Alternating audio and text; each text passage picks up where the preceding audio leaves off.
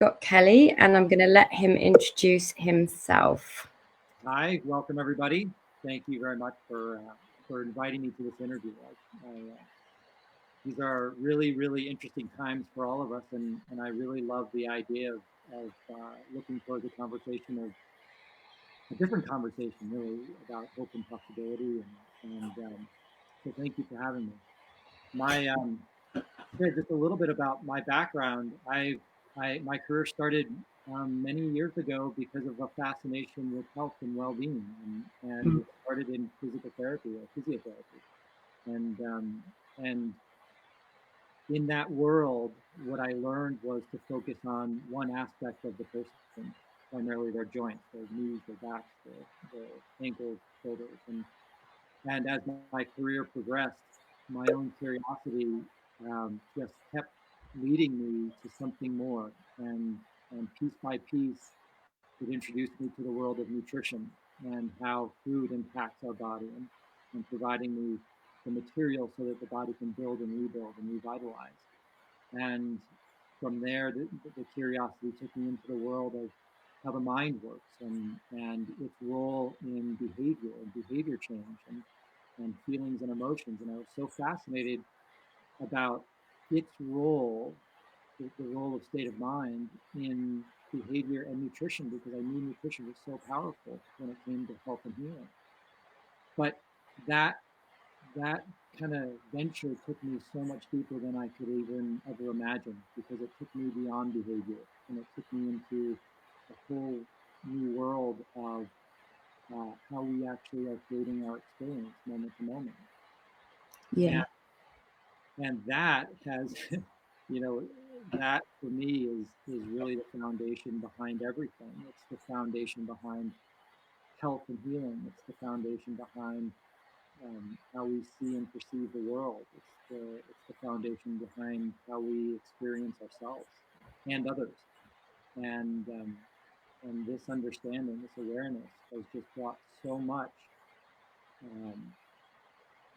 so much well-being to my own experience, and I just love to share about that, especially now in a time when it looks like um, the world is kind of spinning in a weird, wonky place, and I feel like it's this kind of awareness that can really stabilize ourselves while the world does what it does, and we can kind of be in it uh, without thrashing around too much around it. So, thank you.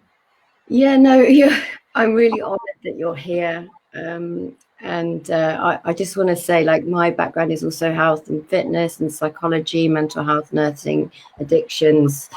And I came across you on a recent program that I took. And so I was really taken with your background because I felt it was quite similar to mine. And the work that I do, I've come across this understanding myself, and it's had a huge impact on my life. Um, my community, I just want to say to anyone who's watching, because I know there's quite a lot of you watching, if you have any questions for Scott, then please post them in the comments, and I'll get to them, and I'm sure Scott will answer them for you. There's been, as you were saying, quite a lot of anxiety around this pandemic that's sweeping the world, and I'd love to hear your opinion on that and how you see that at the moment. Yeah, well, I truly I truly see um, that life is nothing but an invitation for all of us to see more than we can possibly see in our current state of mind. And and in that, this pandemic for me is a real true opportunity for all of us. And I think we're already seeing so much good and so much change in our ways that we're experiencing each other, the ways that we're seeing people's habits change in and around their daily activities and the way they connect. But as far as anxiety goes, one of the things I think is so common is that our mind will tend to go try to fill in the blanks of what we can't possibly know. And the only way that it can do that is to reach into its part of memory.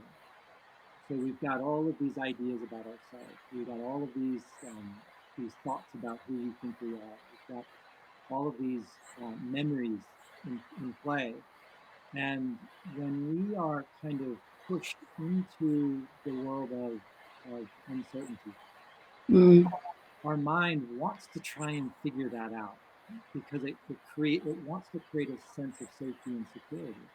And so the only way that it can do that is to kind of rummage around our part of memory and our part of past ability and our part of sometimes fear. And it's trying to find something to fill in the blanks so that it can feel okay about the world. Yeah.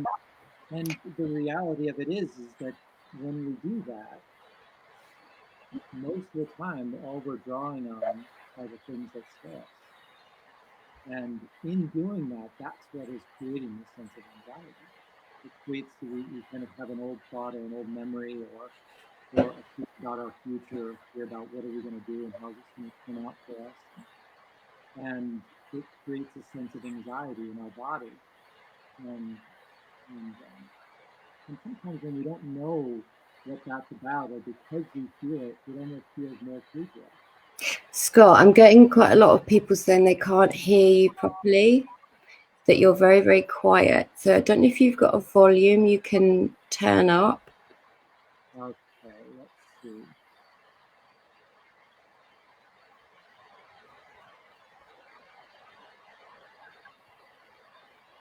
Guys, can you just let me know if you could hear him at all?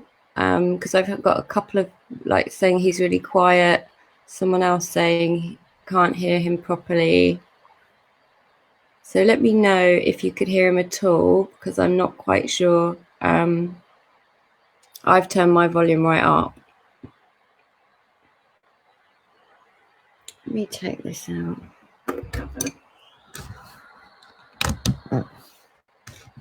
Okay, is that better? Can you hear me better? Is that better, guys? You sound much better to me. Let me know. Give me a like or a thumbs up. Oh, that's the same thing, isn't it? Yeah, let me know if that. I just turned up my microphone. Yeah, I think, well, you sound better to me, and I'm guessing because what I have is a delay. Right, so, okay, I think we're okay now. Let me know, ladies. Yes, much better. Woohoo! So you were saying, can you just say that bit again? Because it was really important. You were saying about our mind will make up and try and fill in the blanks. I think that would be brilliant if you could just repeat that for me. Thank you. Yeah. I was saying that, when we are thrust into a sense of uncertainty or a place of the unknown, our mind wants to try and make sense of what it can't make sense of. And the only way that it can do that is to start to rummage around kind of our cart of memory. And our cart of memory is just filled with all of the ideas about ourselves and who we think we are and our past history. And that includes all of the things that have scared us and our experiences in the past. And our mind can only use that to fill in the blanks. And when we fill in the blanks with that information, it tends to scare us. It doesn't give us a sense of hope. And that sense of anxiety looks even more real because we have a feeling about it. And all of a sudden, when we have these thoughts that are brewing around in our mind and a feeling that matches it, and we look into the world and we're finding evidence in the news about what we're thinking and what we're feeling, all of a sudden it feels like the world is collapsing in around us. But what's actually happened is our mind is just doing the very best it can with the resources that it has available to us. And at this moment in time, what it has available to it is memory. But Yeah. what's more important, and I'm sure we'll dive into today, is the fact that just outside of memory is possibility and fresh insight and fresh thinking and perspective. And that's where our sense of well-being truly resides. And that's what I hope we can all begin to see, is that just outside, just outside of our current thinking is a world of possibility waiting for us unconditionally. So I love that. And like, I'm wondering if we've had someone say, Natasha said, filling in the blanks, that's so interesting and makes so much sense, and you've described it as underneath all that, that we are, there's so much space and there's so much freedom because we actually don't know. But how would you say to someone who might be asking, well, what does he mean, this space? What does he mean, this freedom? What does he, like, my mind's telling me, like, what are you saying? How would you articulate the potential that everyone has?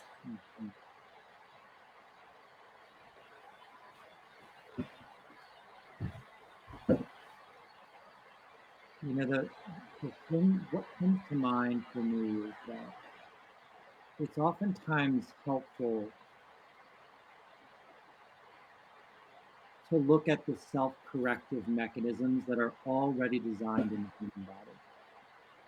That's, for me, this is kind of where I arrived at this understanding, is simply by looking at what was already true. And so when we look at the aspects of the body that are already self-corrected, we can start to draw on some evidence that there is something behind our experience that is working on our behalf. There's something behind our experience that's working in our favor for us. So when we look at, oftentimes people will point to the immune system. Yeah. And if we just, and I think it's so interesting because we all have an immune system that is innately designed to detect threats and protect us. And it's doing this on a moment by moment basis without our even knowing it.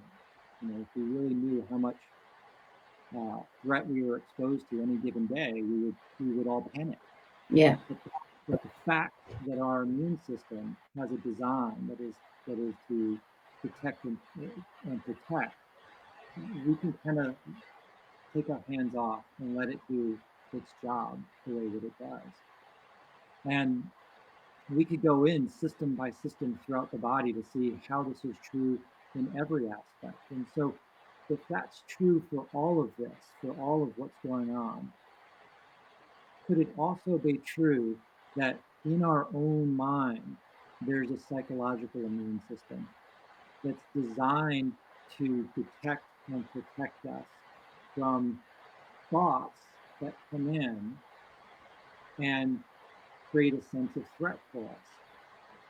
And maybe what we're experiencing, that sense of anxiety, is actually the intelligence of the system, the part of us, that deeper wisdom, alerting us to the fact that silence or quiet or peacefulness is actually on its way. Um,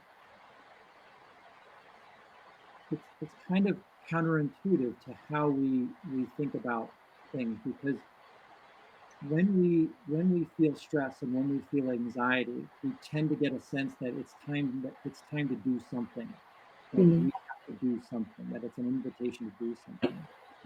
But in fact, what I see is that when we feel stress and anxiety, it's actually a deeper intelligence within us, letting us know that peace or quiet mind is actually present, as long as we take a pause.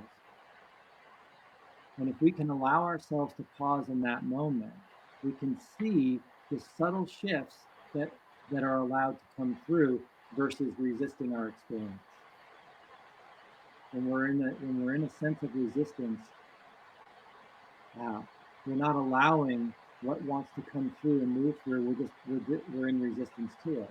But understanding that any sort of anxiety, any sort of stress that we're experiencing, is in fact the the uh, the reset coming through in that moment of time. That there's nothing more to do but to allow it to come in and allow it to bring fresh perspective for us in that moment. So it's an experiential thing, and it's not an intellectual thing. This is not a theoretical thing. It's not something that we can sit here and philosophize about as much as it is reflect about. Is it true that when I have thinking, do I have the same thoughts moment to moment, or do they come and do they go? Do they come and do they go? Do my feelings, my sense of stress or anxiety, do they come and do they go, or do they just stay? And if we really get reflective, you'll notice that they're constantly in flux. They're constantly moving. There's always a shifting and a change that's going on, but for our thinking. Our thinking about it may kind of be locked onto it, but ultimately it's always moving and changing. And if we can put our eye on that, we'll notice that there's nothing that's not working on our behalf.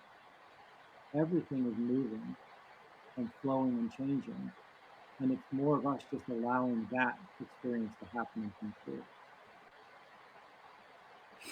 So what would you say to someone then who might be watching and has autoimmune disease or some sort of physical health problem, and they're being told, stay in, self-isolate, and the threat for people feels, and the anxiety is very, very high.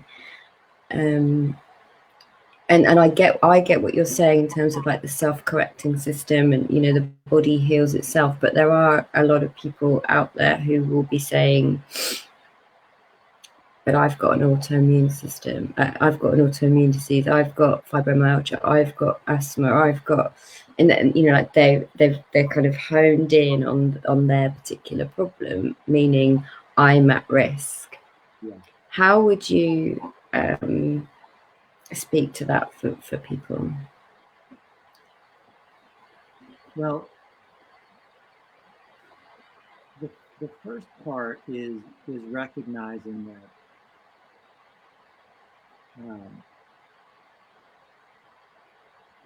whatever you have going on, whatever health challenge, or sometimes I'll call health invitation, and we can talk about that if we choose to. But anytime there's a health challenge, the first thing to recognize is that a diagnosis is the only thing that holds something in static in static motion. So when we have a diagnosis, it kind of holds it in place. But the reality of it, no matter what you have going on, it too is fluxing and flowing. And it too has wisdom within it. It too has an intelligence within it. Now, we may find that we are more vulnerable in times like this if we have a health challenge going on.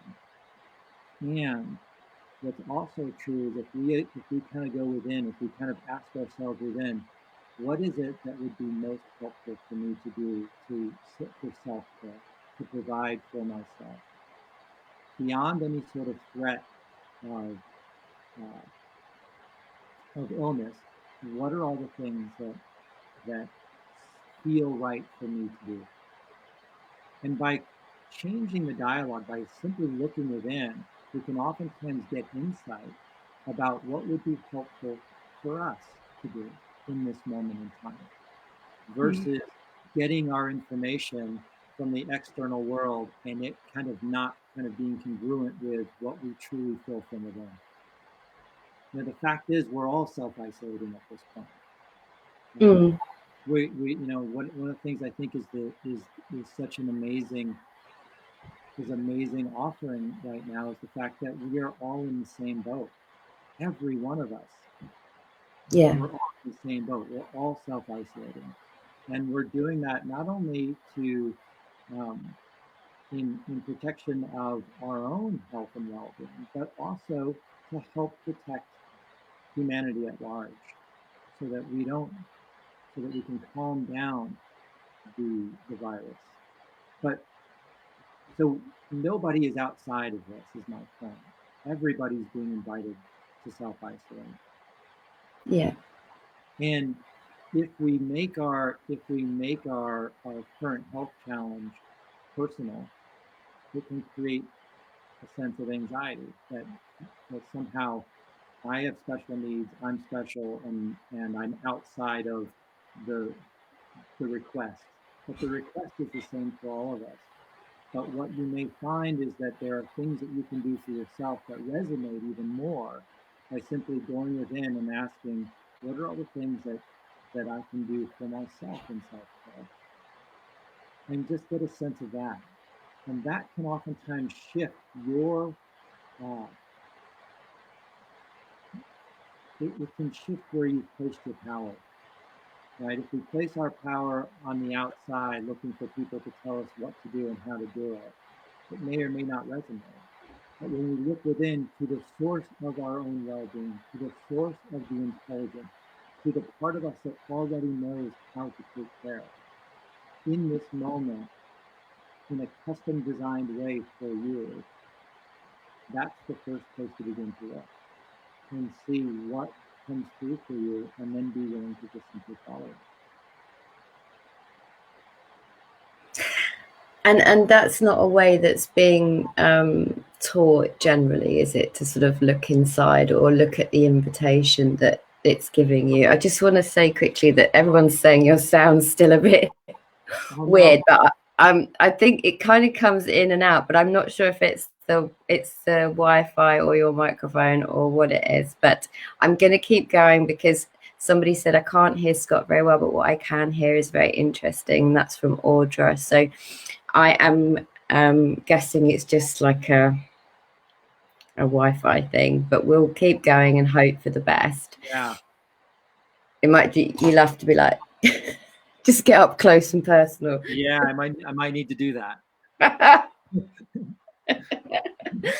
um, yeah, it's the invitation, as you were just sort of talking about. It's the invitation to look at what that message is. And I was watching one of your own videos on Instagram or your Facebook page where you were saying that this is an invitation for the world, actually, for all of us to or someone's just said it's better if you lean in. Yeah, I will do. I will do. Yeah, sorry about this, Scott. We're all so professional here.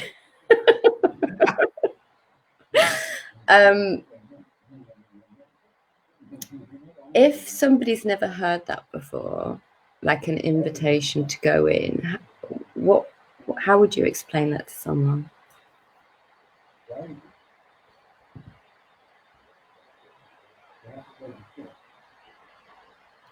I feel like is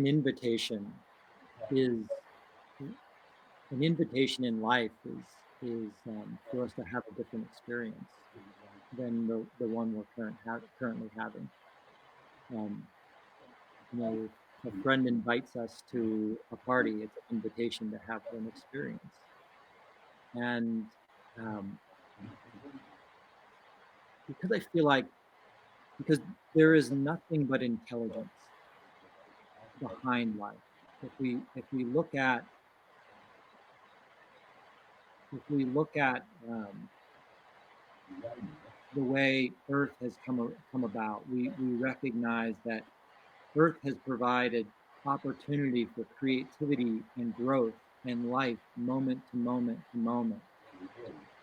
And so there is an intelligence behind life moment to moment. Now, our perception of that intelligence is different for everybody. because some of us might see something that's very destructive, like a volcano. They might Mm, see that as very destructive. But if mm, we pull the lens back and we actually see, well, in the greater scheme of things, a volcano actually creates more landmass. It creates more minerals and a platform for more life to come through. So it's ultimately more life generating than it is destructive. So so when we pull the lens back and we see what's really going on in the brain in the much greater picture, we'll see that it's more life giving than it is life taking. It's more uh, it's more about possibility and creativity in that one example. And that is true in all sorts of life, in every life form. In every life form, if we look at it from the human eye and from our perception, it can look destructive. But ultimately, when we kind of pull that lens back, we can see that it that part of what we could see was just a small part of the puzzle of something much grander that was giving possibility space. yeah. And and what I see, because life is nothing but an invitation, it's an invitation for us to see outside of our own personal thinking, outside of our conditioned ideas about what life is, and see something much greater. But because the pathway um, for our own expansion of consciousness, because it is experiential and it's not intellectual, because it is experiential, life can only give us invitation that we can have an experience out. And so, in a way, this this virus is an invitation to see more about life. And I think, especially in a time, in my own personal experience, in a time when it seemed like humanity was being more divided than it was being brought together, in a time when we were seeing more nationalism than we were collaboration, when we're seeing people being judged for the color of their skin, for the for their orientation sexually, we have this opportunity from a virus that is genderless, raceless, faceless, that is inviting us into cross the boundaries that we've created in our own mind. The only thing that creates a separation between any of us are the ideas that we have in our own mind about who we are and who the other person or who the other or who's involved. That is all completely made up in our own mind. Outside of our personal thinking about it, we are all just human beings, one race having an experience. But because we categorize these things about race and gender and geography, we create boundaries where there are no boundaries. And what I think is so fascinating about this virus and these times is we have something that has no boundaries, Mm, inviting us to see more about ourselves, which is actually true, versus what we think is true. And that is such an amazing gift. And if we actually kind of pull the lens back again and see what's actually happening in social media, you'll see that people are sharing all over the world about helping each other and reaching out to each other in a way that wasn't happening just a couple of weeks ago. It's fascinating. And we start to see that when human beings take the pressure off of what we think we need to be doing in the world, we take the pressure off of nature, and nature starts to return to places where it hasn't been in a while. yeah. The skies get clearer, the rivers get clearer, and life returns to those areas where it hasn't been. And it is so resilient. It is so resilient that it returns when we take the pressure off. And so the invitation for all of us is to see, are we engaging in nature in a way that is helpful or ultimately harmful. And if we can see where we're playing in that role, is there a way that we can resourcefully look to possibility and change our ways for the future so that things can thrive in a way that they never have? That's how I see invitation. And perhaps we couldn't have seen this without this invitation, without this virus. We couldn't have seen this. And um, without people having the experience of the virus, we couldn't see that maybe we're not set up in our hospitals the way that we could be in the future. Without this virus, we couldn't have seen what it means to connect on a level of social media that is less about ourselves and more about helping others. And that for me is an amazing shift in tone, just that I've seen in the last week. The shift in the tone of social media has become much more about reaching out and helping others rather than self-promotion about about who we are and what we're up to. It's just such a wonderful, wonderful opportunity if we can kind of pull back for just a moment. Yes, I think that's key, isn't it? Because at the moment, a lot of people are understandably very worried, very concerned financially, health-wise. You know, there's a lot of fear, there's a lot of insecurity, there's a lot of uncertainty. There's uncertainty every single day, but of course we think we know like what's coming, but all of that other stuff feels very real to everybody. Yeah. But you really bring up a great point, and that is that every day, a month ago, 2 months ago, 3 months ago, there was uncertainty moment to moment, just as there is uncertainty now. But in our mind, because we had our rituals and we had our daily patterns, it seemed like there was predictability. Mm-hmm. But in the reality of things, that was only what we had created in our own mind. It was still unpredictable, just as it is today. Now it may just seem unpredictable because in a different way, because it's something that we haven't experienced. It's kind of fallen outside of our conditioned experience.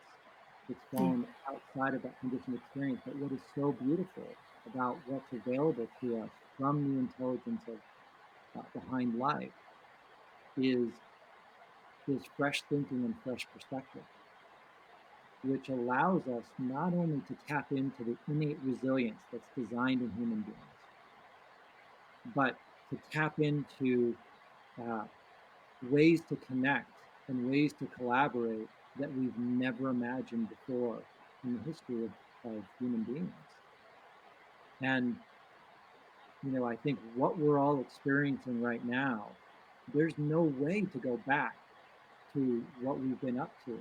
We'll come through this with new insight and awareness around how resilient we truly are, but also how incredibly creative we are when we're invited into an opportunity that was outside of our conditioned ideas about life. Yeah. Do you mind if I ask you that question that the lady asked me to ask you? I haven't got it off the top of my head, and I don't want to get off this computer in case I lose sound and all sorts. But from my memory, this particular lady has a very rare immune disease that she hasn't got an immune system. Basically, she spent years being sort of worried about illnesses and you know, cleaned her house and not gone out if there's been anyone ill, and we've worked together and we've gotten her to a point where she is going out and she's feeling fine, right? She stopped being afraid of being sick. All of a sudden this pandemic, sorry, has come up, and for the first couple of weeks she was feeling okay, now she's back to being petrified, and she wanted to ask you, like, I guess she wants to see something new around that. She doesn't want to lose what she thinks she's gained, that freedom from thinking she's going to die all the time. Mm-hmm. Because this is a new pandemic, I wondered if you could speak to that, please. Yeah, I think what's interesting is that in her experience, she was feeling gripped and anxious, and through working with you, she started to find an inner freedom within herself. Yeah. Right? You know, and if we really look at what was true, is nothing in that time period of where that happened and when that happened. Nothing in the world outside of her had changed. Everything had been the same in her world, but the thing that changed was something inside of her changed. Yep. Right? Something inside, because that's ultimately where our freedom resides, where our sense of well-being resides, is on the inside. Now, the only thing that has changed, kind of going from a sense of being gripped and anxious to a sense of freedom and kind of now having a sense of being gripped again, is that something inside our thinking around ourselves has changed. And if we really look at the freedom in that, is that if the only thing that's changing is our thinking, the good news about that is that our thinking is constantly changing, moment to moment to moment. Our thinking is constantly changing. Our thinking is creating an experience from within that we are feeling moment to moment. And the only thing that provides us freedom isn't the outside world changing. Right? The outside world changing can't create a sense of freedom within, but our natural flux and flow of how thought comes and goes is the only thing that can allow us that sense of freedom. And just noticing and recognizing that the sense of anxiety that you may be experiencing, if you were to just kind of look at that just for a moment, you would probably notice that it's not all the same. It's kind of it's probably changing and morphing and moving and shifting, and sometimes there may be a sense of of lightness, and then kind of a sense of grip, and a sense of lightness and a sense of grip, and that is just the effect of thought coming and flowing and moving through. And so there's nothing to do other than recognize what's already true, and that is the only thing that's changed is thought. And the only thing that will continue to change is thought. And if we can allow ourselves to uh, see what's already true for ourselves, we can let worry come through. We can let the anxiety come through. We can let our frustration or our fears come through. Right? Because ultimately, that's what they're up to. It's energy moving through. But when we think that it's something more than that, we think that there's something that we have to do, and we get scared about it, especially in a time when we don't feel as resourceful as we did because we're perhaps in self-isolation and feeling vulnerable. Yeah. But what's ultimately true is that it is it's thought moving through, and with that is perspective. And we can find that in that flow of thought as well. We can find that sense of perspective. Or a paradigm shift, or an insight as that thinking moves through. But it's nothing to be afraid of. It's something to look for understanding through. So, what if somebody said to you, and I'm wondering if anyone is thinking this, what do you mean thought is flowing through me? What do you Yeah, mean it's energy moving through me? yeah. Well, if we look at thought, we'll find that we never thought is not something that we get to choose. Thought has never been something that we choose. Thought comes and thought goes, and because thought is nothing more than a formless energy moving through, it comes and it goes. Now, what's interesting is that when I say that we never choose our thinking, and if we want evidence for that, then if we choose our thinking, then nobody would ever feel anxiety because people wouldn't choose to feel that. That's a great point. Right? And so when we think that we're controlling our thinking, that's just made up too. That's our that's our own little mind thinking that it's in control. But we're never in control of thought. And therefore it's more like a current of energy moving through, and sometimes what it stirs up is old memory that we think is true in the moment. But that too is just moving through. And then the next thing comes through, and then the next thing comes through, because our experience of life is moment to moment from thought, living in a thought-created experience moment to moment. And the thoughts that we have, not only aren't they our thoughts, they're not personal. Meaning that if you didn't choose them, and if they're not yours, how could they have anything to do with you? And so it's more about allowing the experience to move through and seeing what's on offer rather than making our experience personal. I've never heard it quite put like that before. Yeah, so the thoughts aren't even ours, and we personalize them. That's right. And make it mean something about us, usually that we're not good enough, that we're separate, and that creates anxiety. I'm going to get this illness. Da, da, da, da, da, da. But those thoughts are just coming from... That's exactly right.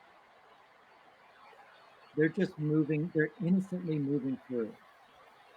And sometimes we just kind of hook into them. We hook into them, and then we wear them on our eyeballs, and then we go and find evidence for how that's true about me. But for that is just formless thought moving through our experience, creating an experience for us. But what I really think is important is that they're not our thoughts.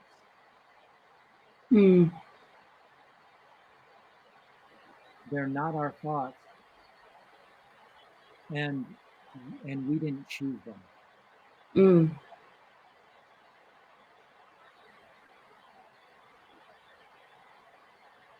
So all these thoughts that are coming in for people that are anxious about the coronavirus, that's kind of universal, isn't it? I guess. Yeah. A lot of people around the world are having the same thoughts, but of course that's sort of consciousness at the moment, isn't it? That's right. That's exactly right. You know, in a really interesting way, if you kind of look at the biology side of things for just a moment, you know, when we get threatened, the primal part of our brain, that reptilian part of our brain that is designed for safety and security, it's designed to look at life through the lens of safety and security, it gets triggered. And so all it's doing is kind of rummaging through thoughts, looking for threats around safety and security. That's all that's happening biologically. So it's almost as if we're in a time where we feel like our biology is under threat or our life is under threat. It activates that part of the brain, so it's almost like we put on a lens to see life through a threat of safety and security. And it's designed that way to see, is there a threat? Is there something that I need to be on high alert about? And so we're detecting these kinds of conversations. We detect what comes through the media. We detect what comes through conversations on social media and with our friends. All of a sudden, they're being detected at a higher level because of the part of our brain that's being activated, because that's the lens that we're looking through. Or in other words, that's just the consciousness, the level of consciousness that we're looking through in that moment. And when we can see that that's just what's going on, that part of my brain is simply doing the job that it was given through evolution, that beyond that, there is a higher level of thinking available where we can get fresh perspective. Where even though our circumstances on the outside world haven't changed, our perception and our ability to creatively navigate through those murky waters becomes clearer. And that's what we're up to. That's what's available to us. The fact that even though the part of our brain is trying to protect us innocently, there's a higher level available to us where we can see through clarity of, of mind, clarity of thought, of perspective, and resilience and resourcefulness, so that we can have the chaos that's going on in the outside world, but the clarity and sense of well-being on the inside world to navigate that with a sense of presence. Yeah, and it's that being present, isn't it? And being like just here in this moment and not in the future, and not kind of scrapping around worrying about everything. The question I always get asked, and guys, if you've got any questions, please ask them. I don't think I've had any up till now. The question I always get asked is, how do you tell the difference between wisdom and, you know, the little kind of narrator that's always telling you the worst case scenario? I mean, I give them my answer, but I'm really interested and curious to hear your answer on that.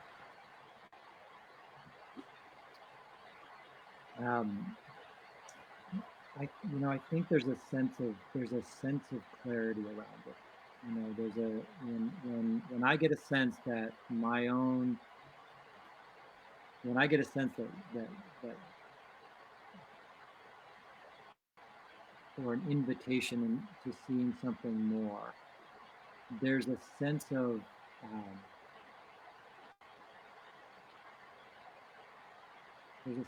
clarity around it. There's a sense of peace around it. Now, I think that we all maybe have a different experience of that moment to moment. But I get a sense that we all know when something is coming through that is deeper and wiser than our own intellect. Mm-hmm. When we feel moved in a direction, that's not coming from our intellect. That's not coming from analyzing something. That's coming from something more powerful than our outdated intellect and analyzing things. It's coming through in a fresh way, like a breeze, and it's like a wind or a breeze that moves us. And part of it is just being aware to the fact of. Sorry, something jumped there. You okay? Is that? Yeah, it was a really loud noise in my ear. No idea what that was. So, I think it's a sense of peace, perhaps for some. It's a deeper sense of knowing for others. It almost feels like it's not me doing the job of living, that I'm being lived rather than doing the heavy lifting of living. That something is coming through me and moving me and inspiring me and allowing me to see something more. That's coming from something that is deeper than me. that I couldn't do that on my own with my intellect. Yeah. Yeah. And I love the possibility of that and the potential that everyone has. And I think so many of us, myself included, before I came across this, didn't have a clue about my resilience, or, you know, I had a feeling of kind of a wiser voice, but didn't really know what it was. I paid so much attention to the other one. So just to finish, I wonder if you could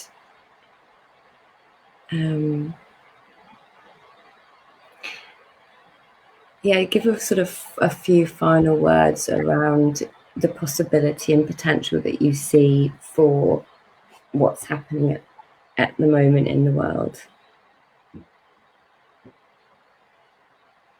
You know, I think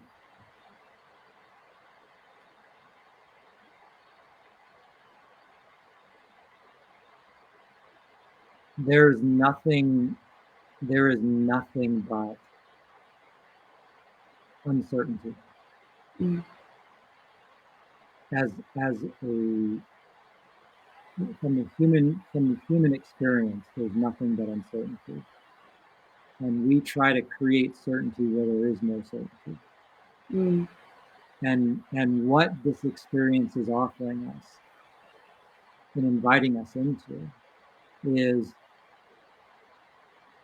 the fact of human resilience. Yeah. In the face of uncertainty, which is just true.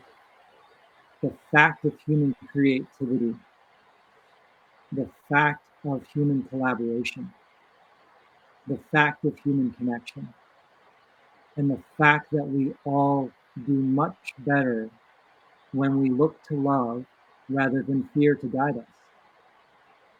Yes. And if that's all that we get from this experience, and if that's the only thing that we begin to put our eye on and look for the invitation there, if that's all we do, I think that we will all come through this with a whole different experience of consciousness and awareness and understanding that we couldn't have had if we didn't have this invitation from life for us to see more. Yeah. And I really hope people hear that and get a sense of their own resilience and the fact that we are being lived. Absolutely. It's out of our control. I was sort of explaining this to my group earlier. Like, I used to think I was sort of hanging, you know, those rickety old bridges, you know, that sort of rope. And I used to think I was sort of hanging off for dear life. And now, and say since I discovered this, I used to kind of think, okay, I'm on that rickety bridge, but I can feel, you know, I've got a rope, right? What I never knew was that underneath all of that, there was a ledge I could have just stood on and I'd have been okay. I just never knew that.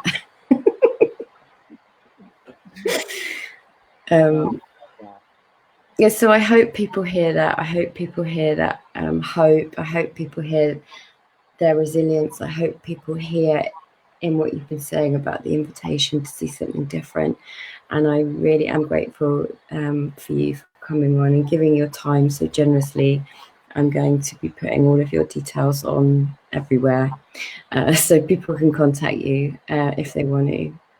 Well, thank you. I so appreciate the invitation, and I love the feel of the conversation and the direction that you invited us to look into. So thank you very much.